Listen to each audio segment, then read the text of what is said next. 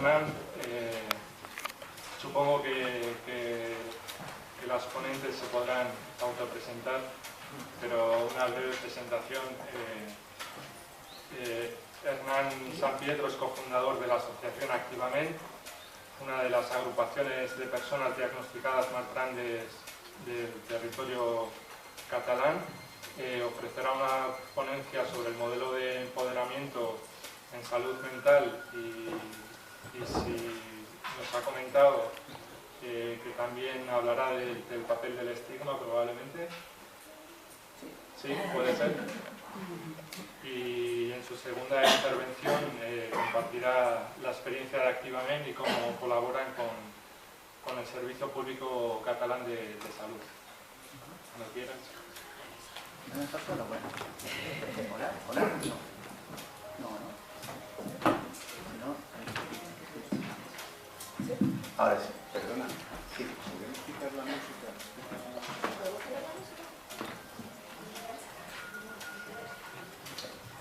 Bueno, para comenzar, muchísimas gracias a la organización, María, Obed, y a todas las personas que os habéis apuntado, porque hemos visto que hay muchos cursos de verano. Gracias por escoger esto.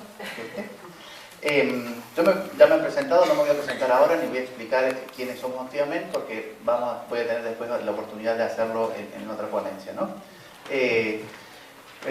Bueno, María y Obed, ¿no?, me habían convidado a hablar del empoderamiento en salud mental y a ver si lo sabré transmitir, ¿no?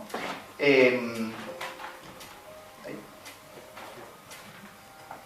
espero. Ahora sí, vale, gracias.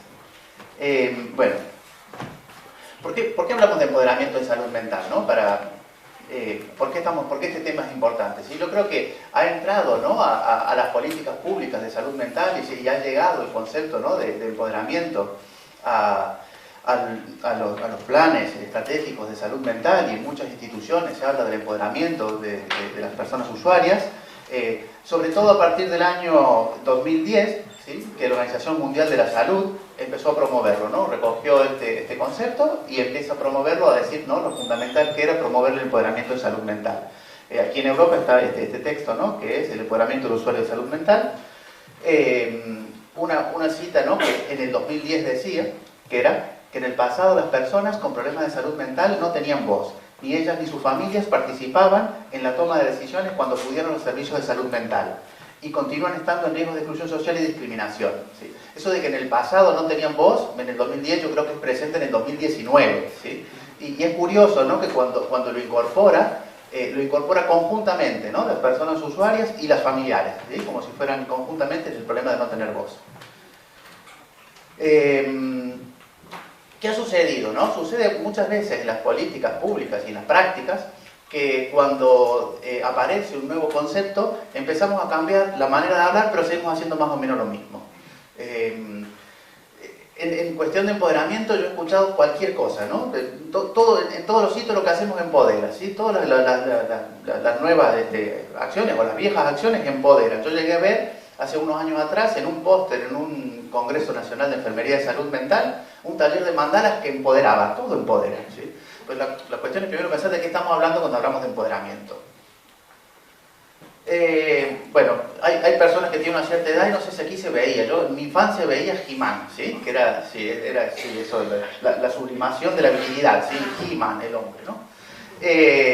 Y este personaje, ¿sí?, tenía una particularidad que por eso lo rescato, además de que lo vi en la infancia, que en un momento determinado, cuando había dificultades, pues levantaba una espada al cielo, gritaba por el poder de Grayskull, caía un rayo, un maná, y se empoderaba, quedaba poderoso. Decía, ya tengo el poder, ¿no? Era lo que gritaba He-Man, ¿sí?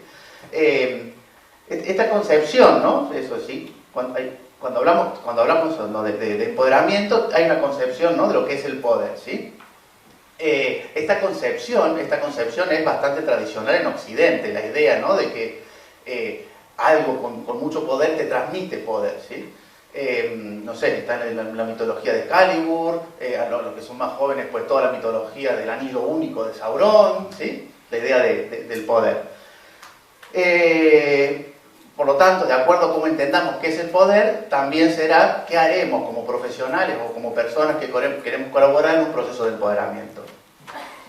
Esta primera definición de Gimán del poder, ¿sí?, es la idea del poder como una cosa.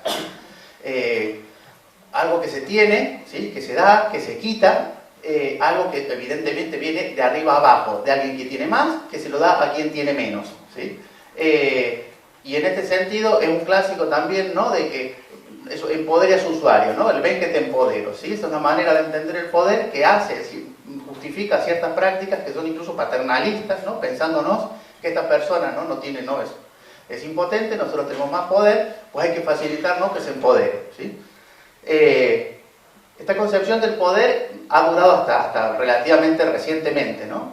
Pero hay otra concepción del poder, ¿sí? La concepción del poder como una relación, ¿sí?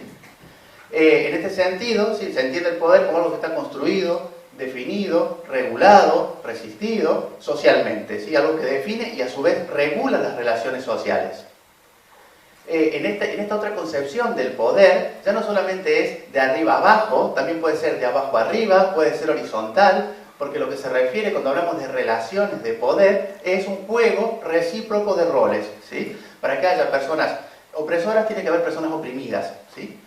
Básicamente esa es la idea cuando se habla de poder, desde esta concepción relacional del poder.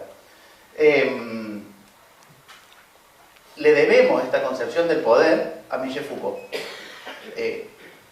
No estamos hablando de hace tanto tiempo, máximo tiene 40, 50 años esta concepción del poder, ¿sí? Una definición que da Foucault en un libro que se llama Microfísica del poder, lo recomiendo. A veces Foucault es como denso y largo de leer. Microfísica del poder es un recopilatorio de una serie de conferencias que dio, es un libro pequeñito y es muy accesible, ¿no? Está, digamos, explicado a veces los fundamentos de la concepción de Foucault en pocas páginas, ¿sí? En ese libro Michel Foucault decía: el poder, en el sentido sustantivo, no existe. La idea de que hay algo situado en o emanado de un punto dado y que ese algo es un poder, me parece que se basa en un análisis equivocado. En realidad el poder significa relaciones, una red más o menos organizada, jerarquizada, coordinada. Cuestión fundamental para tener en cuenta desde esta concepción, ¿no?, de relacional del poder, ¿sí?, es que ya no podemos hablar de personas poderosas y personas impotentes, ¿sí?, porque ya no sería una cualidad, una esencia que algunas personas tienen y otras no, ¿sí?, sino que si hablamos de relaciones hay que tener en cuenta los procesos sociales que han llevado a ciertas personas, ¿sí?, a acumular poder y a otras personas a hacer procesos de desempoderamiento, ¿sí? Desde estas concepciones también, haciendo una analogía un poco más grande, hay que empezar a dejar de hablar de personas crónicas para empezar a entender los procesos de cronificación, que es una cosa muy diferente. En lugar de poner el acento dentro de la persona, pues ponemos digamos, todos esos procesos sociales que han llevado a una determinada situación. Y la intervención, por lo tanto, deja de centrarse en la persona para centrarse en todos esos contextos sociales y en la transformación de las relaciones de poder que perpetúan a las personas en una situación de desempoderamiento.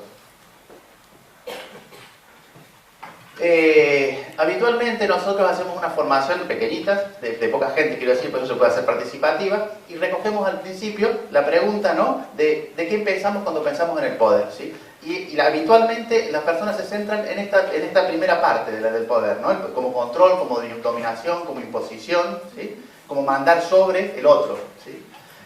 Esa es la idea del poder que se entiende, poder sobre, desde la simetría, desde la cual hay, ¿no?, unas diferencias de jerarquías en los roles recíprocos y en las relaciones de poder.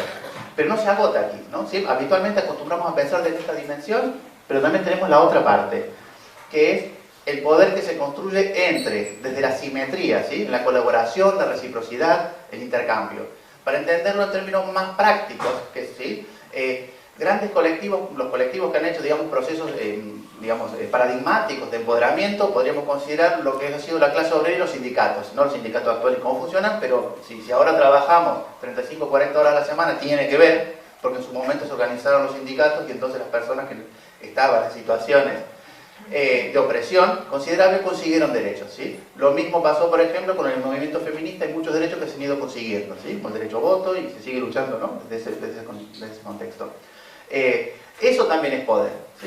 Que nos expliquen y nos enseñen siempre la primera dimensión del poder, igual tiene que ver con que interesa que no tengamos presente que el poder también se construye desde la reciprocidad, ¿sí? Desde la horizontalidad, desde la colaboración y no desde la competencia. Que el poder no siempre es una suma cero. Suma cero quiere decir que para que unos ganen, otros pierden. No, no siempre funciona así. O en todo caso, no es una competencia individual, se puede hacer colectivamente, ¿no? Para equiparar diferencias entre colectivos que tienen accesos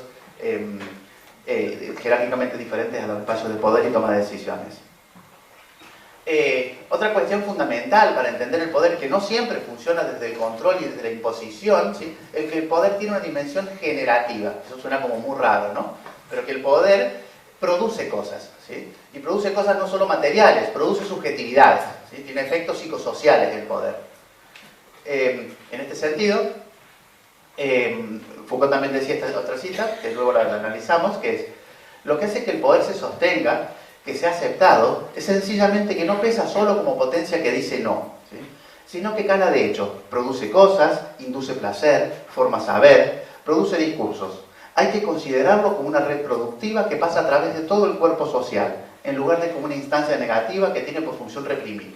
Suena como muy raro, pero para decirlo muy fácil, ¿sí? Si existe patriarcado y se ha perpetuado a lo largo de las generaciones, es porque existe la educación de género y los roles de género que las personas adquieren como valores propios, ¿sí? Por eso funciona, no solamente porque se impone una diferencia jerárquica, ¿sí? Y eso que lo podemos tener tan claro cuando pensamos en cuestiones de género, en cuestiones de salud mental, no las pensamos y no las tenemos claras, pero funciona exactamente igual. La dimensión generativa se refiere a eso, ¿no? A los efectos psicosociales de las relaciones de poder, ¿sí? Induce placer quiere decir eso, ¿qué deseamos, qué no deseamos, ¿sí? ¿Qué nos resulta placentero, cómo no, sí? Genera saberes qué pensamos, qué consideramos verdad, qué consideramos correcto, y también cómo nos definimos, de qué manera nos describimos a nosotros mismos, ¿sí? Es decir, estos procesos, ¿sí? Acaban construyendo nuestra propia identidad, ¿sí? Básicamente, para tener en cuenta también esto, ¿no? Lo que estamos diciendo, que igual nos quedaba muy claro cuando hablamos en los roles de género, esto también hay que tenerlo en cuenta, que sucede exactamente lo mismo con los diagnósticos psiquiátricos. Los diagnósticos psiquiátricos tienen ese poder generativo para construir identidad y subjetividad, ¿sí? Cuando eso, ¿no? La manera como nos definimos, la manera como nos pensamos, lo que consideramos correcto o incorrecto, lo que consideramos bueno o malo, ¿sí? Lo incorporamos a nuestra subjetividad, cristaliza como identidad. Exactamente eso es lo que sucede con el rol de enfermo y los procesos de cronificación, ¿sí? Pregunto por preguntar, ¿habéis escuchado hablar del rol de enfermo? Porque me parece como una cosa muy básica y fundamental en términos de salud mental, y habitualmente no es algo sobre lo que se haya trabajado ni que se lo tenga en cuenta a la hora de planificar las intervenciones. Siempre trabajamos pensando en los síntomas y tratamos a los comportamientos de las personas sin tener en cuenta qué tipos de comportamientos no son sintomáticos y sí son aprendidos en función de los roles sociales, bueno, adquiridos. Y que muchas veces los procesos de cronificación tienen que ver con estos aprendizajes y no con procesos psicopatológicos. Al contrario, son adaptativos. El rol del enfermo es un concepto viejísimo, ¿sí? Bastante más viejo que las ideas de Foucault y de relaciones de poder. Esta cita es de Talcott Parsons del año 51, y es curioso, ¿sí? Que a mediados del siglo pasado, ya cuando se refería al rol de enfermo, incluía explícitamente a las personas con un diagnóstico de trastorno mental. Y Parsons decía: el rol de enfermo es el comportamiento que la sociedad espera de una persona con una enfermedad o un trastorno. Cuando una persona juega el rol de enfermo, desarrolla unas pautas de conductas socialmente aprendidas que son independientes de su proceso, pero que se adquieren por experiencia cuando se lleva un diagnóstico. La cuestión es, ¿cómo es que se asume el rol de enfermo, no? Porque estamos diciendo que no es una imposición, no es que te obligan, no es como un papel del teatro en el cual tú te lo aprendes y lo estás impostando. No, estamos hablando de roles en el sentido de los roles de género, roles sociales en los cuales tú los tienes incorporados a tu subjetividad, ¿sí? Tú te comportas de esa manera porque lo has aprendido y funcionan inconscientemente, no es que haces un esfuerzo para comportarte de esa manera. Para comenzar, las personas, digamos, asumen, ¿sí? El rol de enfermo u otros roles sociales porque suponen ciertas ventajas sociales. Y en el caso del rol de enfermo, para comenzar, es que algunas de estas ventajas es que son derechos básicos fundamentales, ¿sí? El hecho de que tú asumas un diagnóstico y lo hagas tuyo y te definas, ¿no? Que tengas la famosa conciencia de enfermedad, ¿sí? Es como una condición de posibilidad para poder acceder a prestaciones sociales y a servicios, ¿no? Supongo que aquí funciona exactamente igual que en Cataluña y en el resto del Estado español, es que sin un diagnóstico no puedes acceder ni a determinados servicios, ¿sí? No puedes acceder a prestaciones sociales, no puedes acceder, ¿sí?, a los apoyos básicos que necesitas para funcionar, ¿sí? Sin un diagnóstico psiquiátrico que tienes que aceptar como parte de tu identidad, ¿no? Porque te defines desde ese diagnóstico y entras en los circuitos en los cuales te relacionas a partir de ese diagnóstico, y los apoyos y las ayudas que recibes tienen que ver con ese diagnóstico. Esos son derechos. Y además hay otras cuestiones, otras ventajas, ¿sí?, psicosociales que van más allá, ¿no?, de lo que está escrito en un papel, ¿sí?, que tiene que ver, por ejemplo, con recibir una mayor atención del entorno o con rebajar el nivel de exigencias sociales y las autoexigencias. Lo que se espera que tengas que hacer en la vida, no lo que te presionen en la vida, se reduce muchísimo, ¿no? Las exigencias de que tienes que estudiar, trabajar, independizarte, hacer una familia, etcétera, ¿sí?, se diluyen como azucarillo en agua cuando recibes un diagnóstico de trastorno mental severo. De hecho, lo que se espera es que no hagas nada de eso, ¿sí? Evidentemente, la contracara de esas ventajas son sus propias desventajas, ¿no? Por ejemplo, el hecho de que se reduzcan las exigencias sociales puede tener una cara positiva, pero evidentemente tiene sus consecuencias negativas, ¿sí? Entre las desventajas está que tú consideras tu condición como indeseable, ¿sí? La propia condición es considerada como indeseable, es algo malo lo que tienes, pero en realidad en este caso cuando es identitario es algo malo lo que eres, ¿sí? Tiene por ahí que ver, ¿no?, con lo que decía Obed del autoestigma. El autoestigma tiene que ver con esto, tienes que definirte a partir de una condición social inferior, como es el tema de tener un trastorno mental severo, y eso es parte de tu identidad. Otra cuestión fundamental, y esto es exclusivo de salud mental y no pasa en ningún otro ámbito de la salud, ¿sí?, es que la salud se pone por encima de la libertad. ¿Qué quiere decir esto? Bueno, básicamente que está justificado, ¿sí?, socialmente, argumentalmente, están justificadas todas las intervenciones involuntarias y coercitivas porque no estás bien, ¿sí? Tú tienes derecho, ¿sí?, si tienes cáncer y no quieres hacer quimioterapia, a morirte, tienes derecho. Puedes tener un accidente, te estás desangrando y por convicciones religiosas no te pueden obligar a ponerte sangre, tienes derecho a morirte. En salud mental estamos en un contexto en el cual toda la estructura del sistema sanitario que aborda la salud mental está fundamentada en la sustitución de la capacidad jurídica, que quiere decir que alguien puede tomar las decisiones por ti, ¿sí? Esto se justifica y se argumenta desde esta idea, ¿no?, de que la salud está por encima de la libertad. Otra cuestión también que pasa en la asunción del rol de enfermo, específicamente en salud mental, también, es la pérdida de saber sobre uno mismo. Siempre alguien más sabe más que tú lo que necesitas, lo que te va bien, lo que no te va bien, lo que deberías hacer, lo que no deberías hacer. Y evidentemente pensarte a ti mismo desde una condición social inferior también lleva a una desvalorización personal, ¿sí? No es muy compatible con el autoestima diagnóstico. Lo que decíamos, lo que estábamos explicando antes en relación, ¿no?, a cómo funciona el poder, pues aquí lo tenemos específicamente en los diagnósticos psiquiátricos y la asunción del rol de enfermo, ¿sí? Porque produce subjetividad, tiene que ver cómo nos definimos a nosotros mismos, ¿sí?, o cómo somos definidos. Hay veces que vienen personas a presentarse, ¿no? Yo trabajo, bueno, soy miembro de una asociación de salud mental en primera persona, hecha por y para las propias personas que llevamos un diagnóstico de trastorno mental, y hay personas que se presentan diciendo: hola, soy esquizofrénico. Dice: ¿y cómo te llamas? ¿Por qué has venido? ¿Qué necesitas? ¿Cuáles son tus expectativas? Que la persona se presente así tiene que ver con todo un aprendizaje previo de que ha sido definido de esa manera y se mira en un espejo que le devuelve esa imagen de sí mismo, ¿sí? El verbo ser en cuestiones relativas a los diagnósticos psiquiátricos tiene ese efecto. ¿Qué sentimos? Y también cómo juzgamos lo que sentimos en caso de salud mental, ¿no? Una cuestión básica que nos sucede a las personas diagnosticadas es que todas nuestras emociones son susceptibles de ser psicopatologizadas. Para poner un ejemplo concreto que es absolutamente habitual, vas a pedir ayuda porque te encuentras mal y deciden ingresarte involuntariamente. Te enfadas, es psicopatológico y es una prueba de que necesitabas el ingreso involuntario. Claro, ¿no? Es tautológico. Nos reímos, pero es muy duro vivirlo del otro lado, ¿verdad? Todo lo que haga, hay personas que tienen miedo de estar felices, porque si no será un subidón, ¿no? Yo que sé, todo el mundo tiene su momento de subidón en la vida. Entonces, permanentemente está bajo sospecha las emociones que tienes, permanentemente. ¿Cómo nos relacionamos o no nos relacionamos? Una de las grandes dificultades de las personas con un problema de salud mental tiene que ver con la falta de vínculos primarios más allá del entorno familiar, ¿sí? El hecho de poder construir relaciones significativas. ¿Por qué? Y porque nadie quiere en su vida una persona, ¿no?, definida como socialmente tenemos catalogado, ¿no?, el trastorno mental severo, como problemático, como potencialmente violento, como imprescindibles, como conflictivos, etc. Y también sucede que las personas, no solamente que el resto te rechazan, sino también que las personas habitualmente anticipamos discriminación y también nos aislamos, ¿no?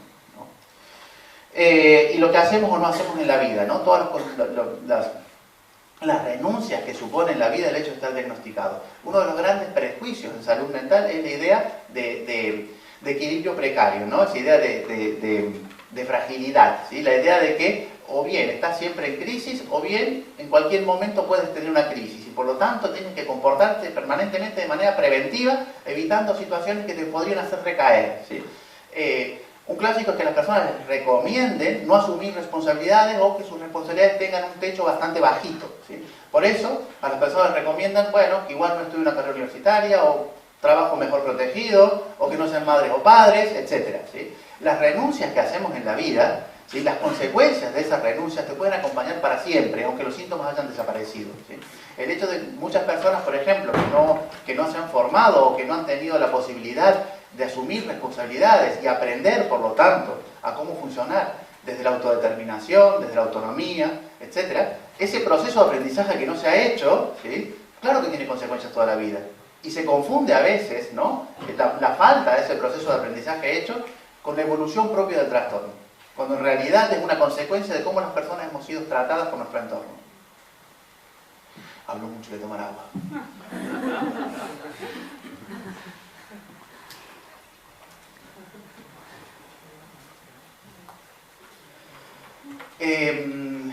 Bueno, una cuestión fundamental a tener en cuenta es que las palabras no son neutras, las palabras tienen una dimensión performativa, ¿sí? Performativa quiere decir que producen eso que enuncian, ¿sí? La enunciación de determinadas situaciones las crea, ¿sí?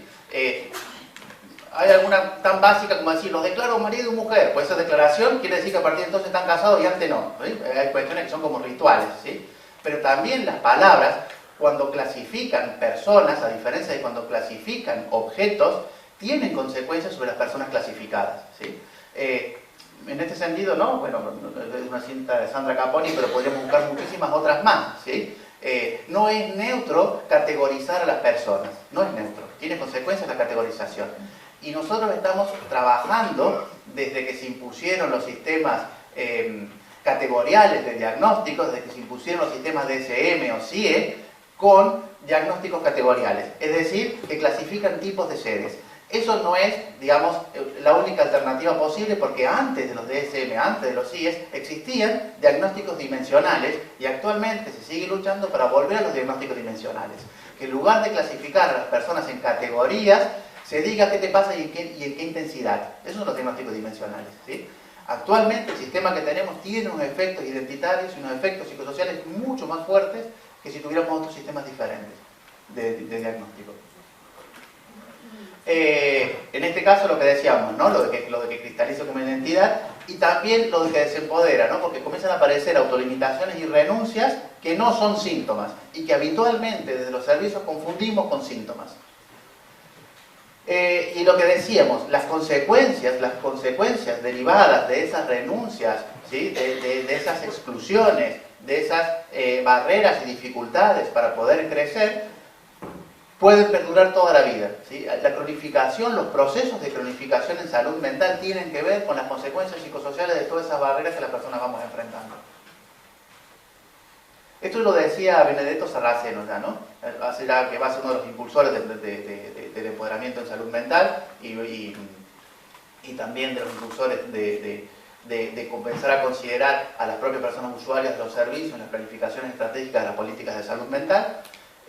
Benedetto Sarraceno estuvo al frente de salud mental y adicción de la OMS durante muchos años y decía una cosa que es de perogrullo, de obviedad, ¿sí? Pero que no nos olvidamos, que cuando las personas pasan por una crisis de salud mental pueden seguir un proceso de 3 caminos, ¿sí? se recuperan, siguen adelante con su vida y no hacen ningún proceso de ninguna recaída. Se recuperan, siguen adelante con su vida, van haciendo recaídas, se recuperan, siguen adelante con su vida, van haciendo recaídas. O bien hacen un proceso de cronificación. Son los tres caminos posibles, ¿no? Y que el camino que se seguía no tiene que ver ni con la intensidad de la primera crisis, ni con el tipo de problema de salud mental que las personas hubiesen tenido, sino con el recorrido y el entorno, las reacciones del entorno, las dificultades que las personas habían tenido en ese momento, ¿no? Que la respuesta que se daba a los inicios, a los problemas de salud mental de las personas, tenía muchísimo que ver con el recorrido que hacían a lo largo de su vida. Eso parece de perogrullo, pero se da por obvio y seguimos hablando como si las dificultades fueran intrínsecas a las personas, ¿no? Ahora no me va a salir el concepto, ¿no? Pero en Cataluña se han inventado el concepto de paciente crónico complejo, ¿no? Pues será en todo caso la paciente cronificado en situaciones de complejidad, que es una cosa muy diferente. ¿Sí? Pero se siguen utilizando conceptos y maneras de pensarlos como que la cronificación es una cosa, lo crónico es la persona. ¿Verdad? Cuestión fundamental a tener en cuenta de lo que estamos diciendo, ¿sí? Que los problemas de salud mental en una altísima proporción comienzan cuando las personas todavía estamos en un proceso de construcción de nuestra propia identidad.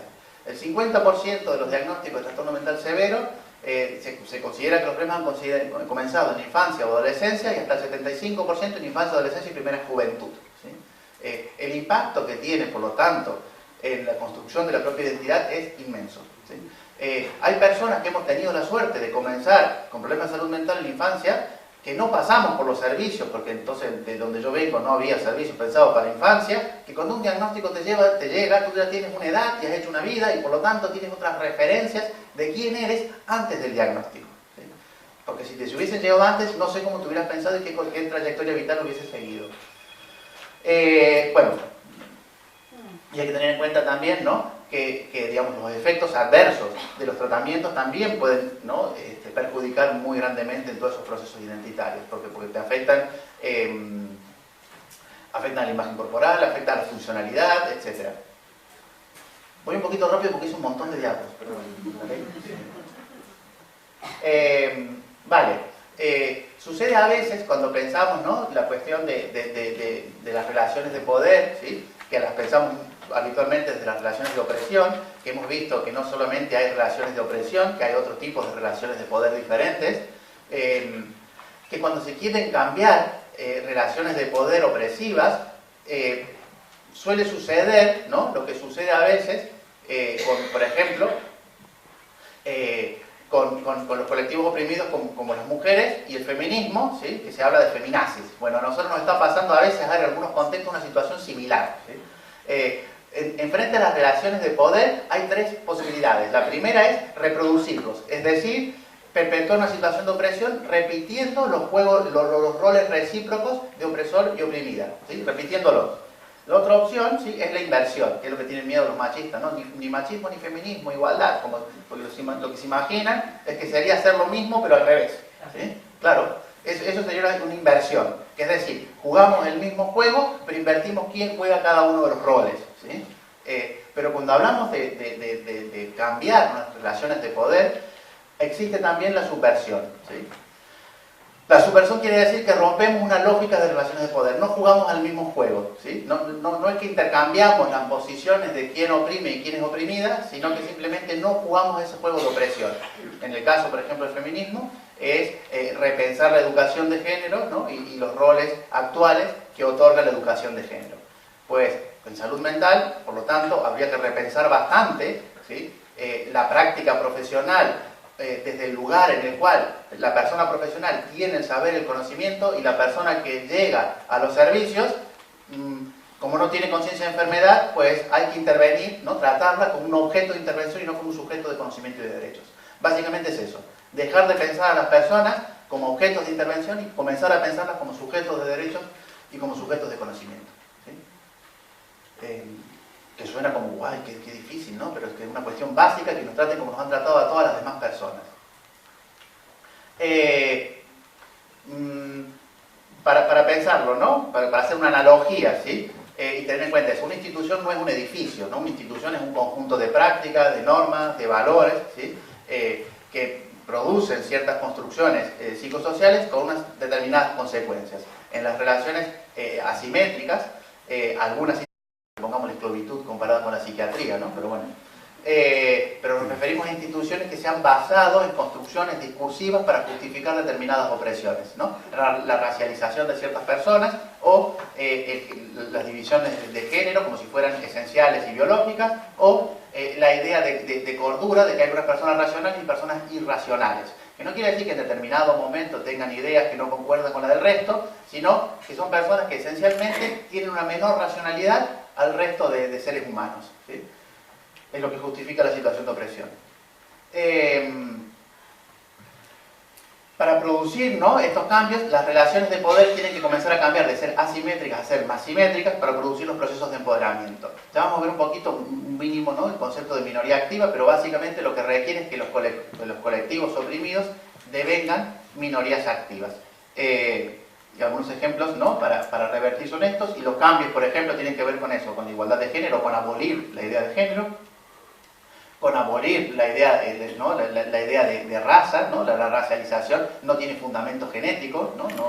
Dos personas que están socialmente categorizadas como de razas diferentes pueden ser, no sé, bueno, a mí cuando lo escuché me resultó, wow, una bomba, ¿no? Porque yo pensaba que existían, ¿no? Pero resulta que los estudios genéticos nos dicen que dos personas consideradas como de razas diferentes genéticamente pueden ser más próximas que dos personas consideradas de la misma raza. La variabilidad genética no tiene nada que ver con los rasgos externos que le atribuimos a la raza, ¿sí?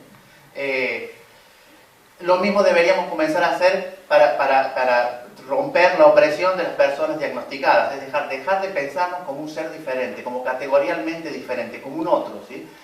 La distinción nosotros-ellos es la sintaxis básica de la discriminación, dejar de pensarnos como categorialmente diferentes, ¿sí? Todas las personas somos susceptibles de que en algún momento de la vida nos llegue un diagnóstico psiquiátrico, ¿sí? Todas las personas podemos pasar por procesos de sufrimiento que nos lleven a vernos desbordadas emocionalmente y a tener síntomas que son clasificables dentro de una categoría diagnóstica psiquiátrica. Y lo que nos sucede a las personas que llevamos un diagnóstico psiquiátrico le sucede al 100% de la población, ¿sí? Todo el mundo, pongo un ejemplo, para ver si... ¿Quién de aquí no fue caminando sola por la noche y no escuchó pasos o ruidos como que la seguían? Que levante la mano quien no escuchó que la seguían de noche y no había nadie. Una sola, qué suerte, la gente no tiene miedo en San Sebastián, son todos muy valientes. Vale. ¿A quién le suena el móvil y lo coge y no estaba sonando? Aquí no tiene experiencias diversas, somos pocas, vale, somos... Sí. Bueno, ese tipo de experiencias son exactamente lo mismo, que tú tienes vivencia, o no sé, o que te imaginas cosas que no están sucediendo, que crees que se están riendo de ti y no se están riendo de ti. Ese tipo, o sea, las mismas vivencias que tiene todo el mundo son las que tenemos nosotros. Puede variar en intensidad, puede variar en cuánto te afecta tu vida, y varía sobre todo si pasas o no pasas por los servicios, ¿sí? El tema de las minorías activas, que es fundamental, ¿sí? El tema de las minorías, bueno, cuando pensamos como en mayorías o minorías, a veces pensamos en la cantidad de gente que tiene un grupo, ¿sí? Y las mujeres, históricamente y aún a día de hoy, sois minoritarias en la sociedad. Minoritario no quiere decir que son menos que los hombres, en realidad son más que los hombres. Mayoritario o minoritario se refiere a el acceso a los espacios de poder en los cuales se toman las decisiones, ¿no? O se construyen los discursos, los sistemas de valores, etc. Eso es mayoritario o minoritario, ¿sí? Tiene que ver con eso, ¿no? Con los espacios hegemónicos de construcción de los sistemas normativos, sistemas de valores. Para que un colectivo oprimido, ¿sí?, pueda producir cambios en la sociedad, tiene que devenir minoría activa, es decir, tiene que volverse contranormativo, ¿sí? Tiene que volverse nómico, ¿sí? Tiene que tener su propio sistema de valores y sus propias normas, es decir, tiene que dejar de ser definido por el otro para definirse a sí mismo. En lugar de dejar, por ejemplo, las mujeres, de que los hombres digan cómo son las mujeres, ¿sí?, pues que desde los propios colectivos puedan deconstruir ese tipo de discursos, ¿sí? Lo mismo sucede en el caso nuestro para dejar de ser hablados de cómo somos, yo qué sé, los bipolares, los esquizofrénicos, ¿no? Como te construyen como un tipo de ser y te categorizan y comienzan a producirse todos esos efectos psicosociales a quienes son identificados con esa determinada característica muchas veces esencializada. Lo que hay que hacer es que desde los propios colectivos de las personas que recibimos ese tipo de marcas, podamos deconstruir o construir un discurso alternativo de cómo somos, qué sentimos, qué necesitamos, qué nos ayuda a recuperarnos, qué no nos ayuda, ¿sí? comenzar nosotros mismos a considerarnos sujetos de derecho y sujetos de conocimiento. Evidentemente, cuando las minorías devienen activas, pues hay conflictos, ¿sí? No hay cambio social sin conflicto, ¿no? Si estamos hablando de mover las relaciones de poder, pues quienes ¿no? están en una posición privilegiada en las relaciones de poder, pues muchas veces se van a resistir.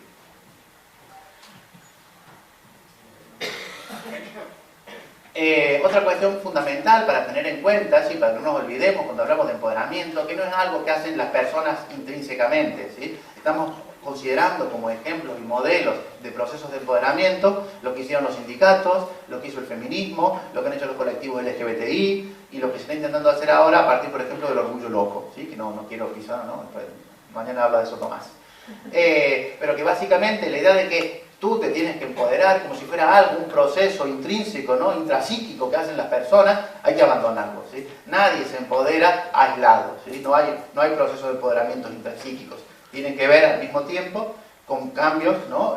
Sociales, ¿sí? El proceso de crecimiento personal supone cambios a niveles colectivos. Vale, hemos estado hablando de empoderamiento y dijimos que a nosotros nos llega a partir del año 2010 con los documentos de la OMS, ¿no? y cómo lo fueron promoviendo en los planes de salud mental a niveles territoriales, pero la idea de empoderamiento y el concepto de empoderamiento es bastante anterior, ¿sí? Para ver de dónde viene. El fundamento conceptual, aunque nunca utilizase la palabra, porque la palabra es un neologismo, la palabra no existía, ¿sí? Está en la teología de la liberación y la pedagogía del oprimido de Paulo Freire, ¿sí? Debería ser bastante más fundamento de las prácticas de todas las personas que trabajamos en el ámbito social Paulo Freire y las ideas esta de la pedagogía del oprimido, porque lo que ponen sobre la mesa es que todas las personas adquirimos un bagaje de conocimiento por nuestra propia experiencia, nuestra propia práctica, y que hay que romper con la idea de que hay unos que saben y que enseñan a los que no saben, ¿sí? Que los procesos de aprendizaje son colectivos, son comunitarios y que la sistematización de ese saber colectivo es lo que permite a los colectivos oprimidos empoderarse, ¿sí? Él trabajaba sobre todo en favelas, en contextos de exclusión económica, social máximos, con niños y adolescentes, muchos de los cuales no tenían ni familias, ¿no? Y los procesos en los cuales la educación la hacían colectivamente, ¿sí? Unos niños iban enseñando a otros, iban acumulando también ese saber. Y otorgarle un valor a las propias prácticas y las propias experiencias. Ese es el fundamento del concepto del empoderamiento. Después hay quien le atribuye el concepto a Julian Rappaport, ¿sí? Que es un académico blanco, hombre, de educación judeocristiana, rico, etc. Y sería como un poquito raro, ¿no? En todo caso, digamos, la difusión a nivel académico llegó por Julian Rappaport, ¿sí? Pero el concepto, la palabra, el neologismo, empoderamiento, se lo inventaron en la India, una red, Mudar Down, Mudar, una de las siglas es en inglés, la otra es en idioma de la India. Down es Development Alternative for Women in a New Era. Lo hicieron mujeres, no blancas, no judeocristianas, pobres, no heterosexuales. Esa red de mujeres inventó el concepto de empoderamiento, ¿sí? Y bueno, para ellos básicamente tenía que ver con eso, con revertir, ¿no? El acceso a los espacios de tomas de decisiones, ¿sí? Eso es como fundamental también. A nivel de salud mental, el concepto a nivel de salud mental lo promueve Judy Chamberlain, que Judy Chamberlain fue una mujer que comenzó simplemente con un episodio de depresión mayor, pasó por los servicios, ¿no? de salud mental y salió bueno, con toda la iatrogenia bastante peor de lo que entró. Es una en su momento de las líderes del movimiento de supervivientes de la psiquiatría y es de quienes, bueno, una de las fundadoras del National Empowerment Center en Estados Unidos y de los que comenzó a promover, digamos, bueno, el concepto y las metodologías basadas en el empoderamiento. Es interesante tener en cuenta este origen, ¿no? que llega a los planes de salud mental a través de la OMS, pero su origen tiene que ver con los movimientos supervivientes de la psiquiatría. Este es Judy Chamberlain. Y una cita de Judy Chamberlain decía, empoderarse es desarrollar la capacidad de tomar decisiones que afectan a la propia vida y la de la comunidad. Sin la práctica en la toma de decisiones, las personas se mantienen en una relación de dependencia. Nadie puede ser independiente si no tiene la oportunidad de tomar decisiones importantes sobre su vida, ¿sí? Es una de las cuestiones que nos pasa cuando recibe un diagnóstico de trastorno mental severo, ¿sí? Puedes decidir, pero hasta un cierto nivel, ¿sí? Cuestiones tan trascendentales como qué tratamiento sigues, ¿sí? Eso ya no es potestad tuya, ¿sí? A veces no tienes potestad para decidir ni de vivir de manera autónoma, ¿no? Porque pueden decidir, bueno, quitarte de donde estás, ingresarte voluntariamente, etc. Y bueno, y más allá de todo lo que supone la sustitución de la capacidad jurídica, no solamente en los procesos de tutelas o curatelas, sino en general, de cómo está pensado el sistema, como barrera, imposibilidad para los procesos de empoderamiento. Mientras que sigamos pensando de la lógica de la sustitución de la capacidad jurídica, como práctica profesional lo que podemos proveer como empoderamiento es bastante poco, más bien lo que se están promoviendo son procesos de desempoderamiento. No sé si se la diapo, creo que sí, después lo voy a decir. Vale, ¿qué hace falta para...? Bueno, en un texto que se llama In Our Own, por nosotros mismos, de Judith Chamberlain, establecen como los principios básicos del empoderamiento, ¿no? Que voy a ir un poquito rápido. Básicamente es tener poder de decisión, disponer de opciones para tomar decisiones, tener acceso a la información y a los recursos, sentir que podemos marcar la diferencia y producir cambios en la propia vida de la comunidad. Explicando un poquito, de hecho como paquetes de principios, ¿sí? Básicamente es que puedas tomar decisiones, ¿sí? Pero decisiones que no son, yo qué sé, ¿no? Si vas a comer pollo o carne, no, decisiones que sean bastante más que eso, ¿no? Si no, cada vez que tomas un avión y te dicen que quiere comer, te estarían empoderando, ¿sí? En muchos servicios tú escoges una cosa mínima y se supone que te están empoderando porque te han dejado elegir entre 2 o 3 alternativas que están prefijadas, ¿sí? Eso no es empoderar, ¿sí? No se refiere a ese tipo de decisiones. Para poder decidir necesitamos, ¿sí?, tener la información necesaria para tomar decisiones responsables. En salud mental sucede muchas veces que por tu bien, entre comillas, vamos a hacer muchas comillas así, por tu bien, te amagan información, ¿sí? Porque igual, ¿no? Siempre la idea es que decidas correctamente de acuerdo a las posibilidades que se considera verificadamente que es correcto. Y a veces, por no darte información, ponen a las personas en situaciones en las cuales se confirma que tú no sabes decidir por ti mismo, ¿sí? Un ejemplo concreto que yo lo viví.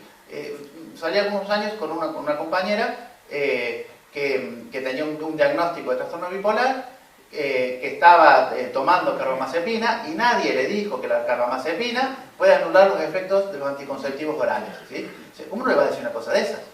No sea que la persona prefiera no tomar carbamazepina y prefiera los anticonceptivos orales, ¿sí? Lo que estás haciendo después, que si esa persona se quedase embarazada, confirma toda la irresponsabilidad de que no se sabe cuidar, de que no es responsable sobre sí misma, etc. Cuando en realidad de fondo hay que no la has tratado como un adulto que puede escoger cuáles de las dos alternativas prefiere, ¿sí? Ese tipo de situaciones a día de hoy siguen pasando y no son anecdóticas. Vale.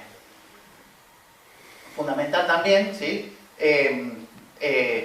Saber que las personas tenemos derechos, ¿sí?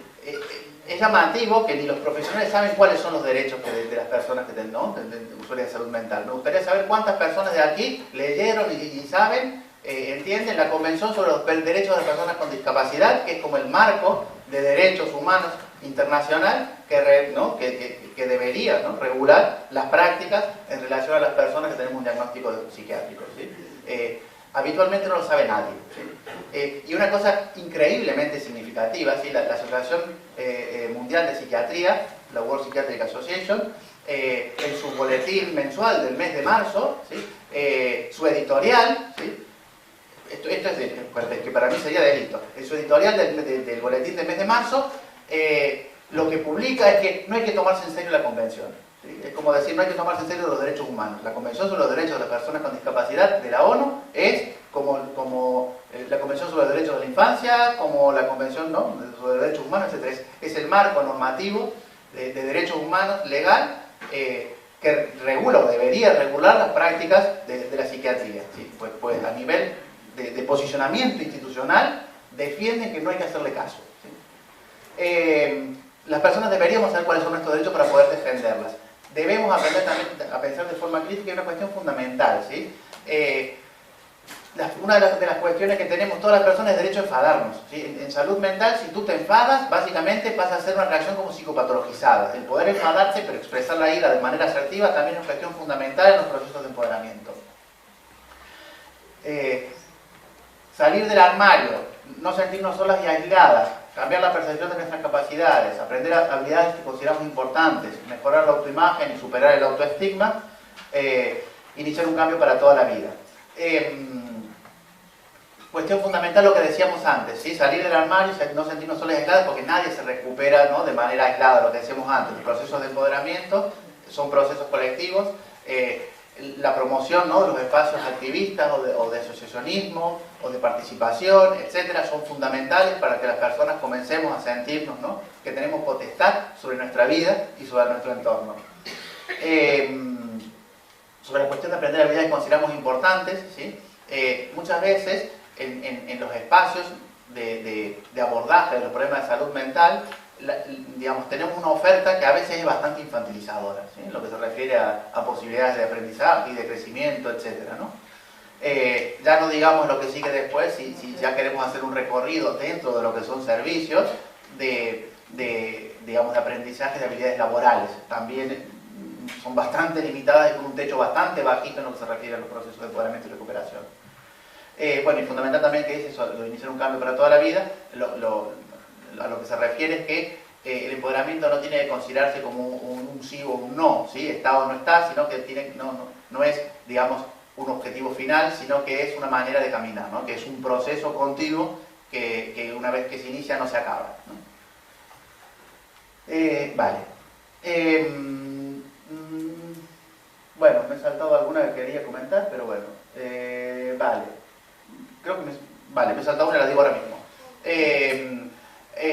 Hay algunos estudios, ¿sí?, que señalan que el empoderamiento correlaciona de manera inversa con la vinculación a los servicios tradicionales de salud mental, ¿sí?, y de manera positiva con los espacios de activismo y apoyo mutuo, ¿sí? ¿Qué quiere decir esto? Que cuando las personas más vinculación tienen con los servicios tradicionales de salud mental, más grande es su proceso de desempoderamiento, ¿sí? Y la cuestión sería cómo puede ser, ¿no?, si trabajamos para empoderar a la gente, ¿sí? Pero trabajamos para empoderar a la gente desde un modelo que igual no es el más idóneo para hacerlo, ¿sí?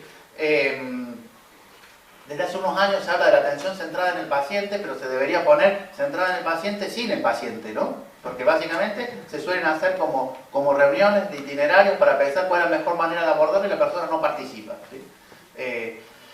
Y en términos generales, dentro de los espacios de la red de salud mental, el poder de decisión que tenemos sobre nuestra propia vida es bastante bajito, ¿no? En el caso, por ejemplo, en relación a la medicación, a veces, muy habitualmente, la única decisión posible que tienes es te la tomas o no te la tomas. No tienes, ¿no? Y ya cada vez menos porque hasta te la pinchan, porque no puedes decidir si te la tomas o no te la tomas, ¿sí? Y lo que se refiere a que tomen en cuenta tu experiencia de qué me va bien, qué no me va bien, cómo me está sentando, ¿no?, que pueda ser activo, ¿no?, que se tomen en cuenta tus preferencias, pues en todo eso habitualmente ni se contempla. Entonces, ¿qué podemos hacer para promover procesos de empoderamiento desde la atención profesional? No sé cómo voy de tiempo, igual me quedan 5 minutos, Dios mío, he hablado muchísimo. Vale, hay herramientas, ¿sí? Los mapas locos, me pongo cuenta porque ahorita los producimos nosotros, ¿sí? Tomamos lo que nosotros estamos haciendo. Hay herramientas para promover que las propias personas puedan ser agentes de su propio proceso de recuperación. Herramientas que toman en cuenta no solamente los recursos profesionales, que también los incluyen, sino los recursos que las personas tienen en sí mismos, los recursos que pueden encontrar en su entorno próximo, los recursos de la comunidad, los recursos de apoyo mutuo, etc., ¿sí? Y además, en función bueno, está establecido como en caja para qué nos sirven los recursos que tenemos, y que incluyen, por ejemplo, la posibilidad de tener un plan de crisis. Un plan de crisis es qué hay que hacer cuando yo no entre en una crisis de salud mental. Desde cuestiones tan básicas como quién va a cuidar a mi perro, hasta qué medicación me sienta bien o qué medicación no me sienta bien y prefiero que no se me dé, ¿sí? Y cómo las personas podemos también ir aprendiendo por experiencia, cómo podemos ir historizando y sacando, digamos, transformando en conocimiento, en un bagaje de conocimiento, nuestra propia experiencia en nuestro proceso de salud mental y en el proceso de recuperación. ¿Perdón? Vale. Vale. Existen herramientas, bueno, he puesto dos de que se están trabajando en Cataluña y una que es de Andalucía, que fue la primera que hubo, que son las decisiones anticipadas compartidas, ¿sí? O la planificación anticipada de decisiones. Es eso, ¿no? Que tú con alguien de referente de tu entorno, con tu equipo profesional, puedas establecer, digamos, como un curso de cómo abordar las dificultades cuando vengan, ¿sí? Existen esas herramientas de corresponsabilización en los procesos de abordaje de los problemas de salud mental. Las tenemos, no las usa nadie todavía. Informar y promover actividades de apoyo mutuo, ¿sí? Una cuestión fundamental que te aportan los espacios de apoyo mutuo, que ningún otro espacio te aporta, tiene que ver con la posibilidad de que dejes de estar ocupando el lugar de la carencia. El lugar de la carencia quiere decir que cuando tienes un problema de salud mental, siempre tú eres el que no sabe, el que necesita, el que tiene que ser cuidado, el que tiene que recibir, ¿sí? Y por el contrario, los espacios de apoyo mutuo te permiten intercambiar los roles. Tú también tienes para aportar al otro, no solo recibes, también puedes dar. Y es lo que te permite mirarte en un espejo que te devuelve de ti mismo una imagen diferente. Porque el pasado o el sufrimiento ya no es algo que tienes que dejar atrás, sino que por el contrario, es toda una experiencia que puede ser un bagaje de conocimiento que sea útil para ti y para los demás. Los espacios de activismo, ¿sí? Ya está la cita que decía, los espacios de activismo que correlacionan inversamente. Sí, básicamente tiene que ver con eso, ¿no? Con comenzar a jugar roles sociales valiosos y sentirte parte de la comunidad y sentir también que tus propias acciones y tus propias decisiones pueden cambiar el curso de las acciones o pueden producir cambios sociales. Fundamental, perdón, ya estoy acabando. Repensar los espacios en los cuales se hacen las planificaciones estratégicas de los servicios para incorporarnos también como una voz válida, ¿sí? No sé aquí, en Cataluña ya participamos en muchos de estos espacios, ¿sí? No voy a hacer un spoiler porque voy a hablar la segunda parte de eso, pero no solamente eso, dejar de considerarte objeto de intervención y que por lo tanto hacer una planificación para ti, sino también que comiences a participar, ¿sí? A mí se me ocurre muy difícilmente que se pudiese hacer, ¿no? una planificación de políticas de igualdad de género sin incluir mujeres. No, me resultaría, igual si igual a Vox que se le ocurriría, ¿no? Pero a mí no me entraría en la cabeza. Porque en salud mental resulta que es así, no te incluyen los espacios a las personas que eres usuarias de esos mismos espacios. Eso está comenzando a cambiar. Y ya está, una frase para acabar, para referirnos a esto, ¿no? Mucha gente pequeña, en lugares pequeños, haciendo cosas pequeñas, puede cambiar el mundo. Gracias.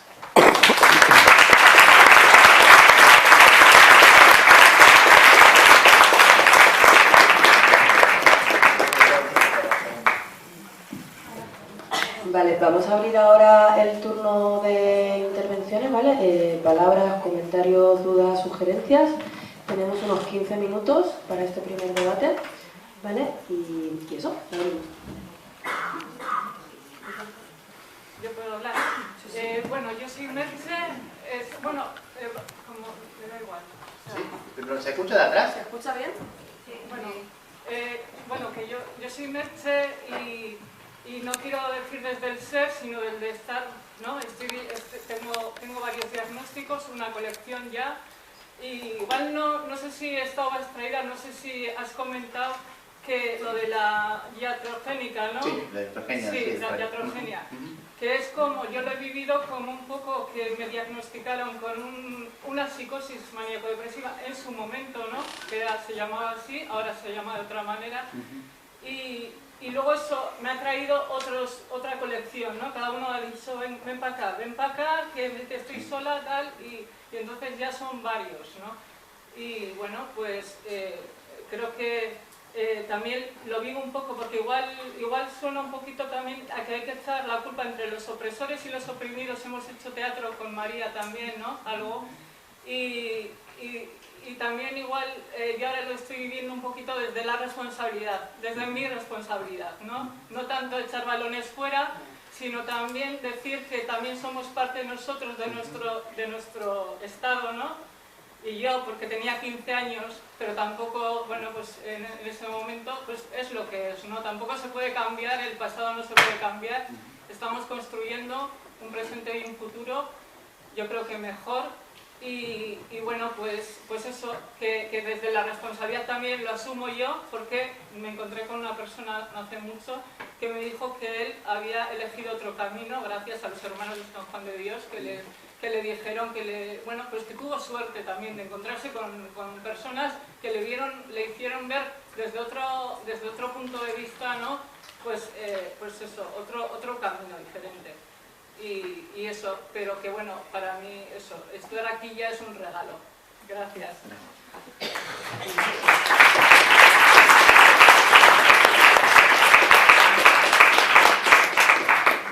¿Había otra palabra? ¿Había levantado alguien la mano por aquí? ¿Me había aparecido antes? No, vale. Sí. Mi nombre es Maribel y quería comentar referente a las medicaciones que se da a lo que, entre comillas, dicen farmacéuticos, si mismamente esas medicaciones también no producen ese estado de no voluntad. Entonces, ese estado de no voluntad ya estás haciendo que esa persona ya sea más enferma, por así decir, de lo que es. No, lo que pasa con las medicaciones psicoactivas.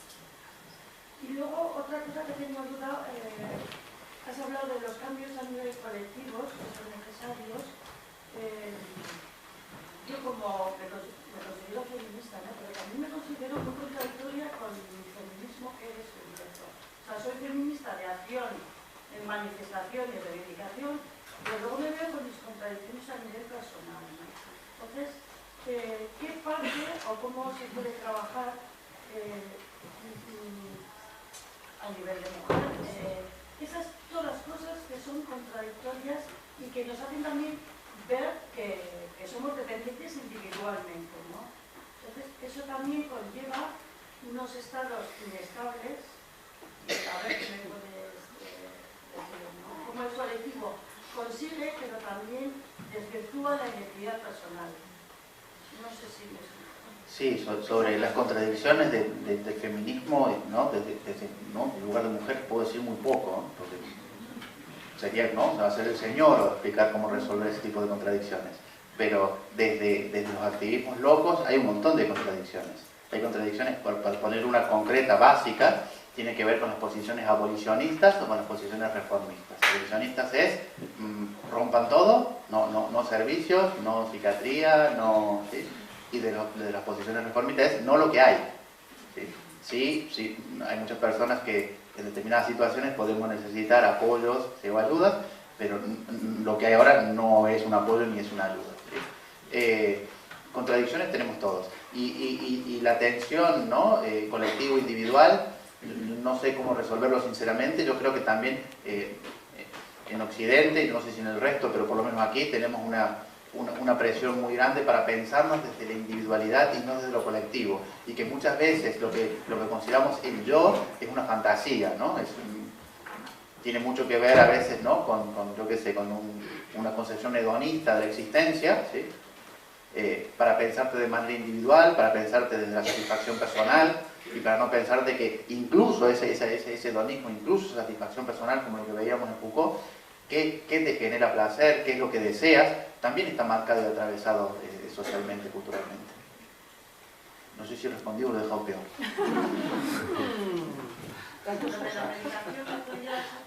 Evidentemente, sí, evidentemente. Los neurolépticos, por un ejemplo, ¿no? afectan gravemente la voluntad y el deseo, evidentemente, muchos otros también, eso es evidente.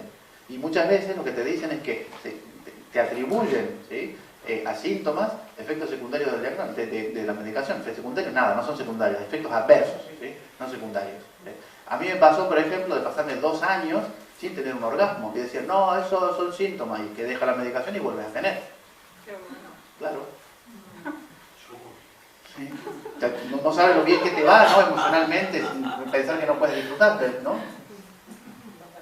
Pero eso no le dan importancia, ¿no? Tampoco te hablan del sexo, ¿no? Sí. En las consultas no se habla porque tú tienes vergüenza de manifestar eso que te está pasando, ¿no?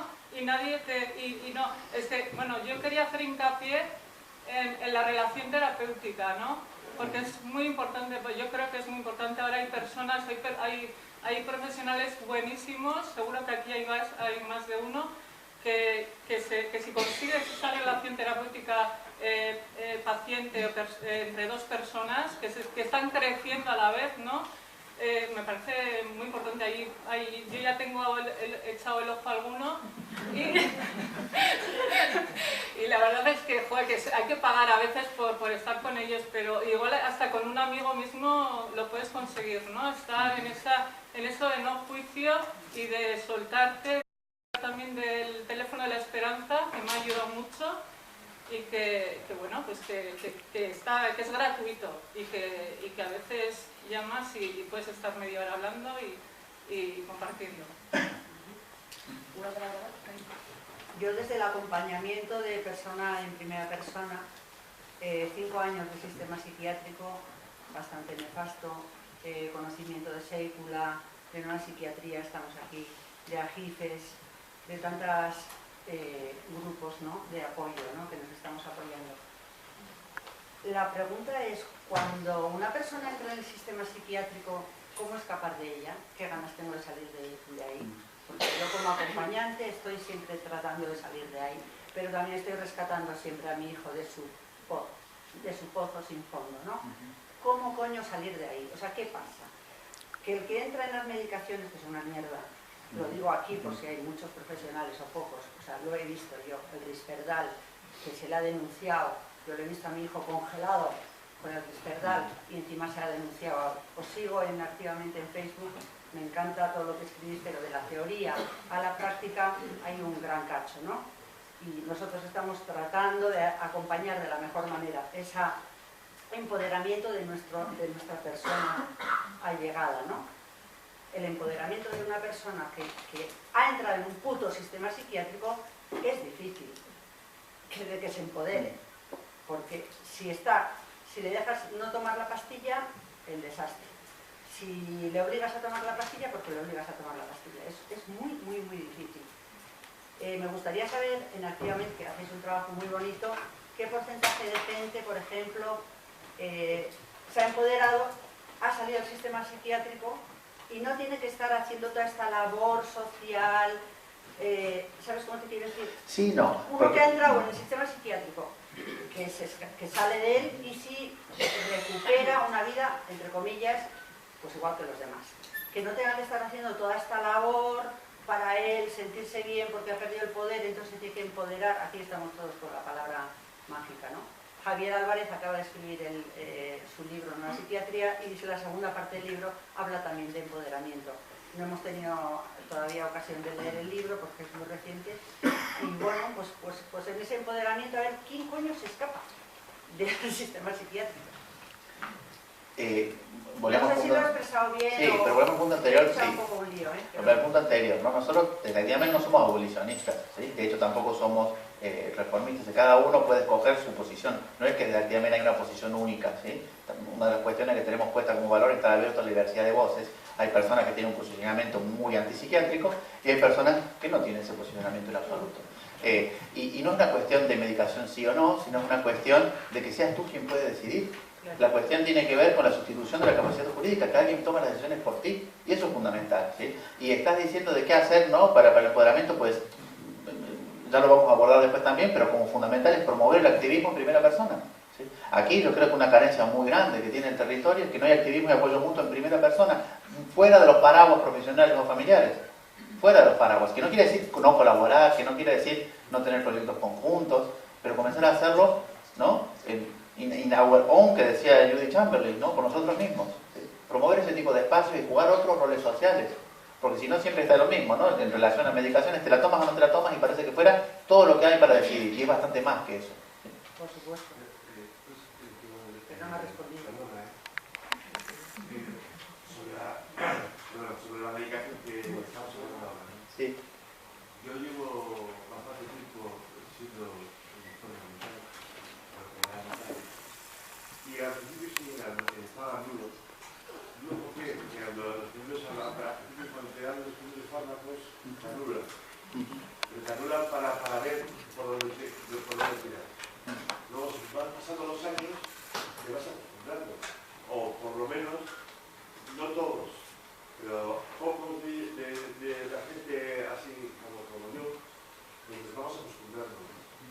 Con hechos, vas adquiriendo, vas adquiriendo creatividad.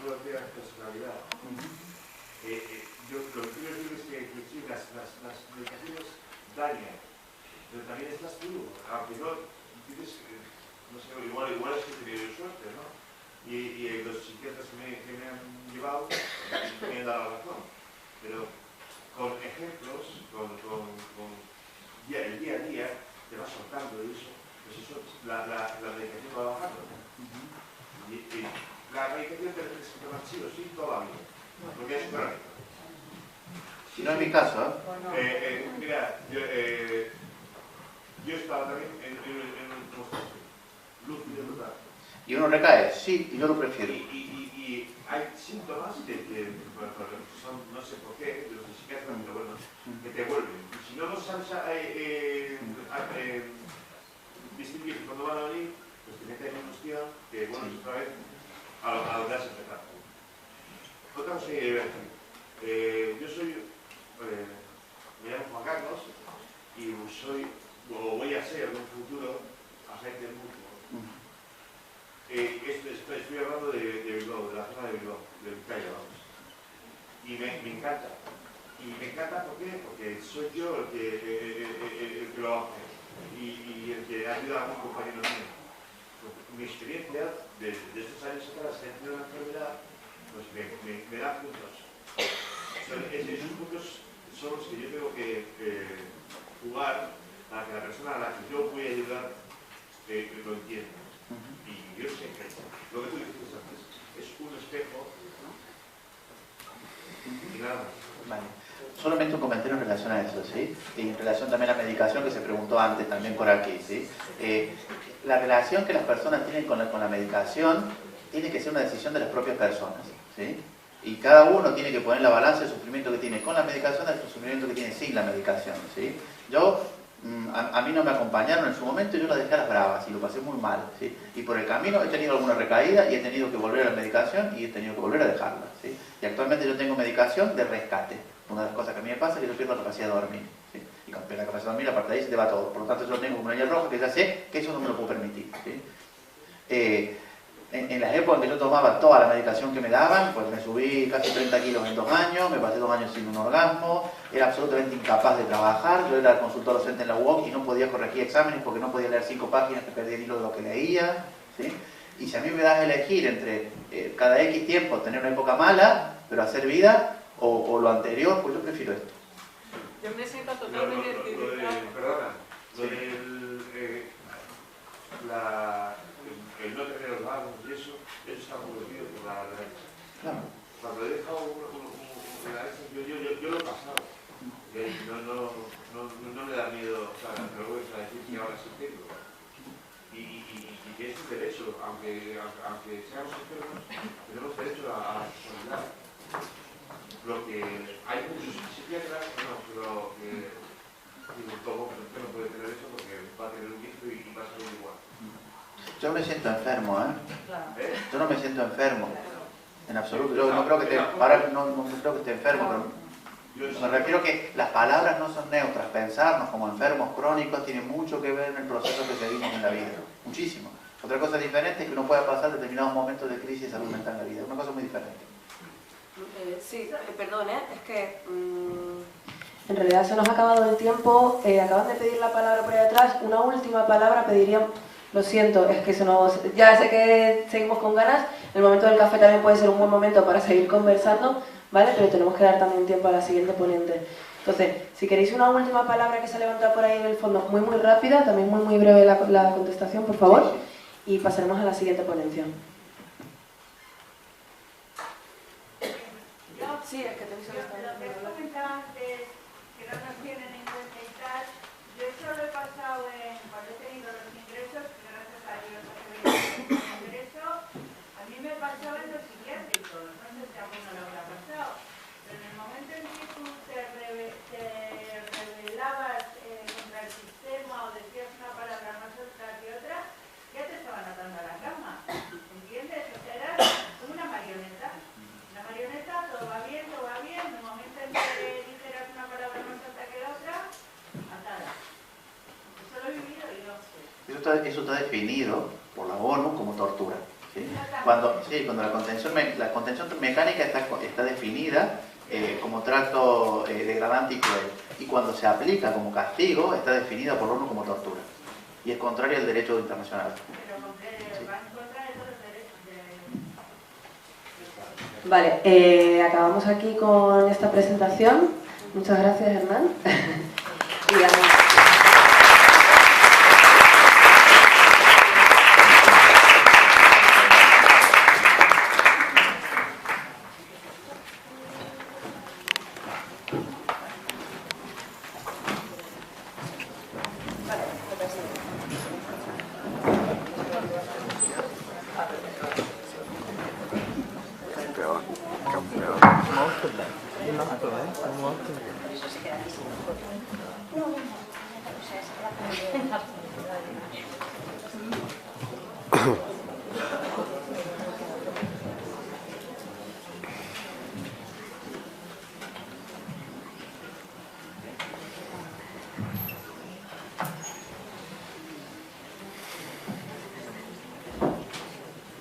sí, vamos a seguir ahora con la presentación de Marta Plaza Fernández. Ella nos va a hablar de su experiencia dentro de los grupos de apoyo mutuo, que son una de las primeras iniciativas también que se crean y que nos parece importante traer aquí. En concreto, Marta nos va a hablar de su experiencia dentro de grupos de apoyo mutuo con perspectiva feminista. Ella lo va a contar ahora mucho mejor que yo. Si nos gustaría presentarla, ella se define como activista loca, participa en el grupo de apoyo mutuo específico para mujeres madrileño de Inspiradas, y en Lo Común ha participado en charlas y acciones formativas hablando sobre activismo en salud mental y apoyo mutuo, vulnerabilidad y cuidados, feminismo loco, violencias y vulneración de derechos en el sistema de salud mental. Ha escrito puntualmente sobre ello en El Salto, Latinoamérica Hispanohablante o Pícara Magazine. También ha formado parte del documental Estado de Malestar de María Ruido. Ahora sí, Marta, el turno es tuyo. Gracias.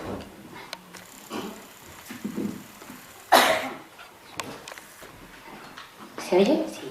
Vale. Bueno,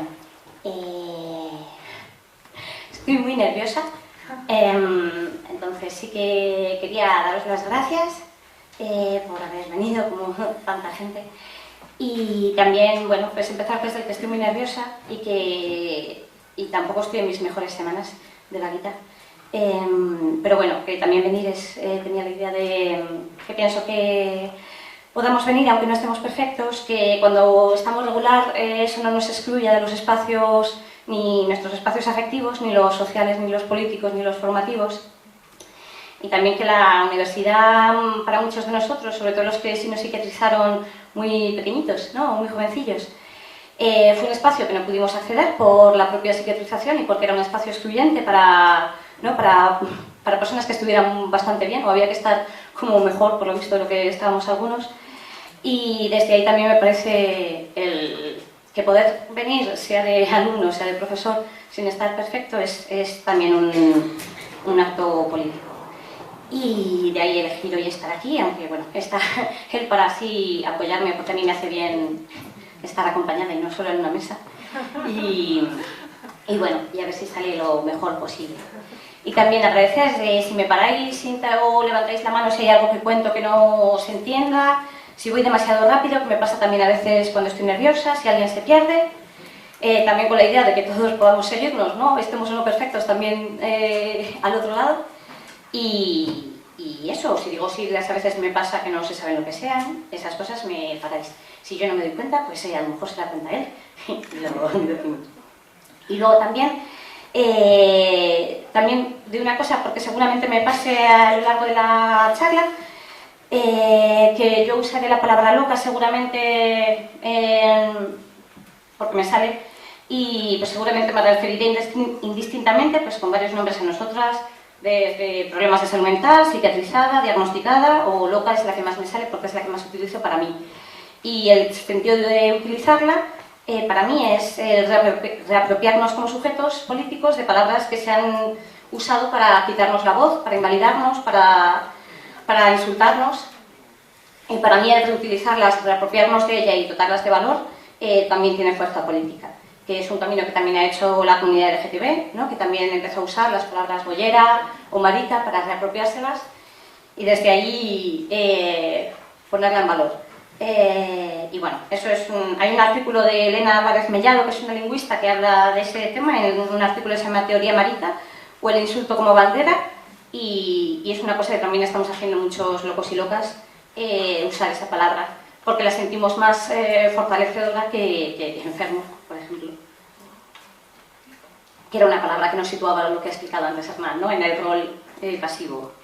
Y bueno, y también que no siempre me he denominado así, que creo que el lenguaje y la narrativa que construimos sobre nosotras evoluciona en paralelo a nuestro proceso personal, y está bien que así sea, ¿no? Yo no le voy a decir seguramente a alguien que se llame a sí mismo enfermo que no se lo llame, pero que no me lo llame a mí, y se lo agradecería también que no me llamara a la sociedad, mis profesionales, lo que sea. Y bueno,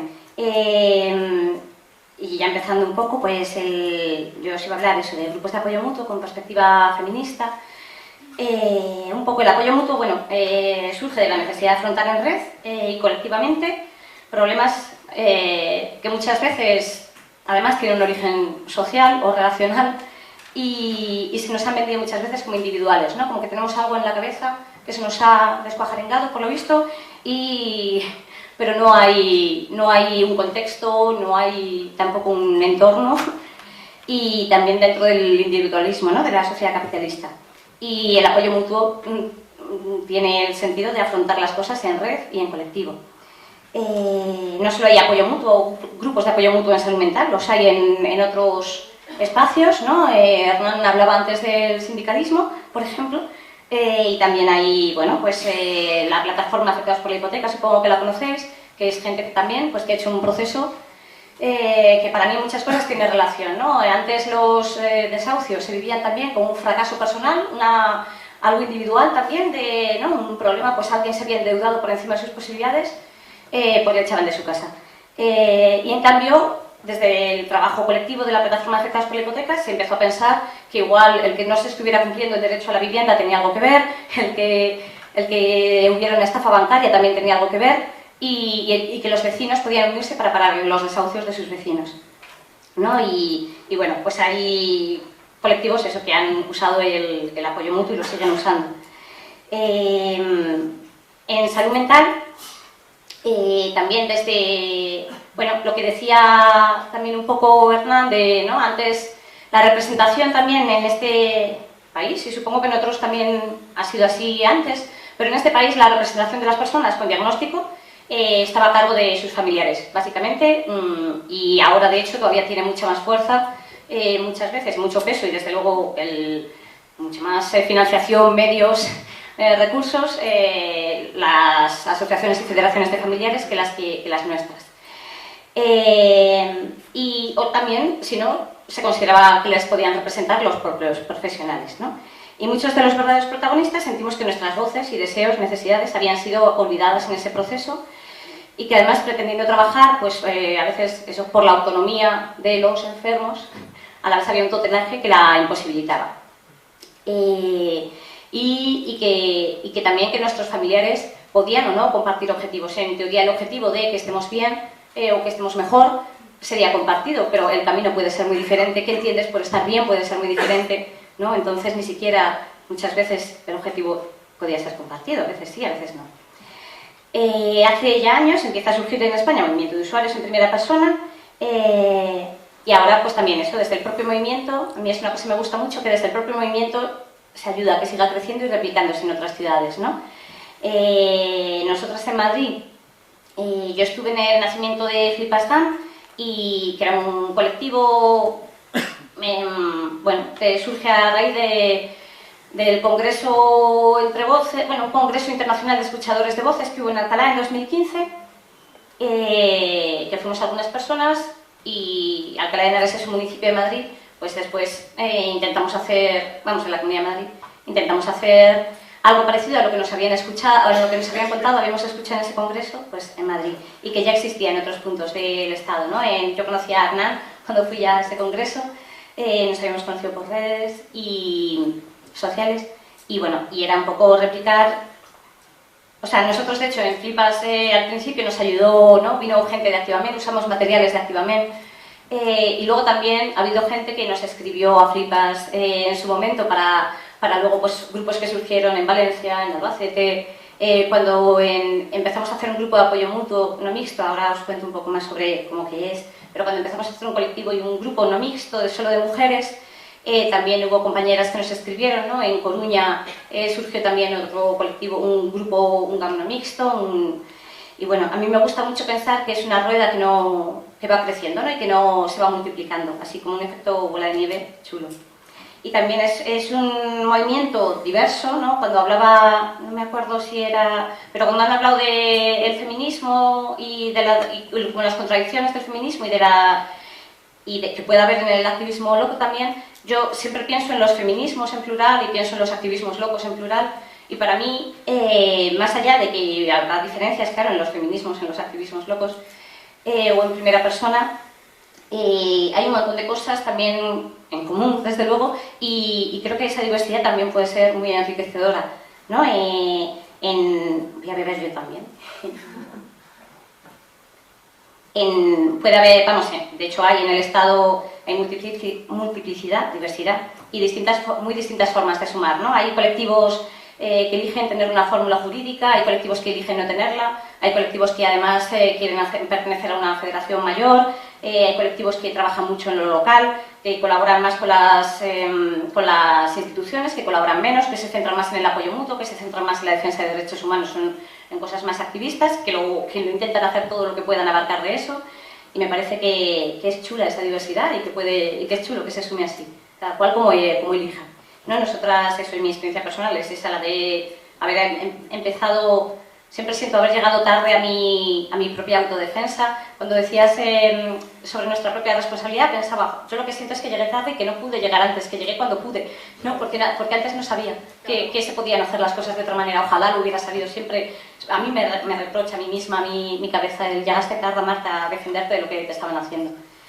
Pero bueno, pues llegué cuando pude, no pude llegar antes porque no lo sabía, que se podían hacer las cosas de otra manera. Y bueno, y ahora eso, yo pertenezco, aunque vengo hoy como a título individual, a hablar de mis opiniones, no es algo que hayamos consensuado en mi colectivo, pues el documento que traigo hoy, pero pertenezco a un colectivo no mixto, solo de mujeres psiquiatrizadas, que es Inspiradas, pero nos gustan mucho los juegos de palabras y hacemos un piradas ahí al final. Y bueno, y hacemos eso, tenemos tanto la parte del grupo de apoyo mutuo como la parte activista. Un grupo de apoyo mutuo que no sé si es algo que todos sepáis, pero bueno, es lo que iba a explicar sobre todo. Es un espacio en el que nos reunimos con una frecuencia determinada, ¿no? Periódica. Nosotras, por ejemplo, el mío se reúne los martes por la tarde.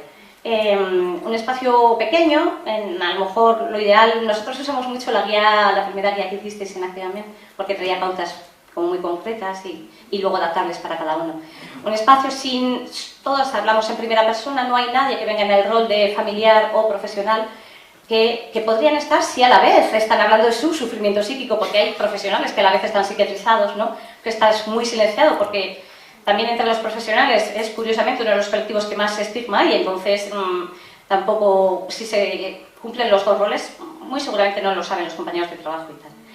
Pero bueno, que todo el mundo hable de su vivencia, ¿no? No la de su familiar, no la de sino hablar de primera persona, de su experiencia, y ahí compartir herramientas, compartir saberes y poder dar eso, lo que también decías, un sentido o encontrar un sentido muchas veces a lo que has sufrido en un espacio que intentamos horizontal. Yo también pienso que la horizontalidad se trabaja porque no viene dada, sobre todo en un sistema que casi nada es horizontal, ¿no? Que todo son jerarquías y posiciones, entonces la horizontalidad tampoco es algo que venga dada y es algo en lo que trabaja cada GAM o debería trabajar cada grupo de apoyo mutuo, porque si no es fácil que en un grupo se asuman ya unas diferencias, digamos, pero bueno, eso, intentamos trabajar en la horizontalidad, en la escucha sin juicios, que tampoco es algo que venga dado porque también estamos en una sociedad que juzga muy fácil, sin dogmas, sin imposiciones y sin saberes jerarquizados y desde nuestra vivencia. A veces decimos compartimos sufrimiento, pero compartimos también cosas buenas. En mi GAM a veces decimos que deberíamos tener un calendario para poner pegatinas de logros, porque muchas veces también compartes logros, compartes... Y puedes ahí eso, vivir tu vivencia, tu experiencia, tu sufrimiento, tus alegrías, compartirlas juntas, colectivizar el sufrimiento, colectivizar la vulnerabilidad en un espacio donde no sea atacado, donde eso no se utilice como luego para tomar decisiones sobre ti y sobre tu vida, independientemente de lo que tú pienses, que quieres hacer tú con tu vida, porque muchas veces en las consultas con profesionales sí es eso lo que experimentamos, que si tú cuentas determinada cosa en la consulta, eso lo que se traduce es en que se toman de repente una serie de decisiones independientemente de lo que tú pienses, ¿no? Hay veces que tú puedes contar una dificultad en la consulta y eso se va a traducir en que te suban la medicación. Y si no quieres, igual se traduce en que te ingresen. Y si tampoco quieres, igual se traduce en que te judicialicen y el ingreso sea forzoso. Y si insistes en irte, en que te aten. Y bueno, y luego tenemos casos, situaciones terroríficas, como compañeros o compañeras que mueren atados, o que, como ha pasado, ¿no?, con Andreas, que no sé si habéis oído, pero bueno, que ni siquiera era una compañera que estuviera psiquiatrizada, pero ante la sospecha de que pudiera tener un problema de salud mental, sin hacer caso, desde luego, a su propia narrativa y a lo que ella estaba expresando, cuando ella dice que se quiere marchar del hospital, se la ingresa, dice que no se puede ir, se la ata y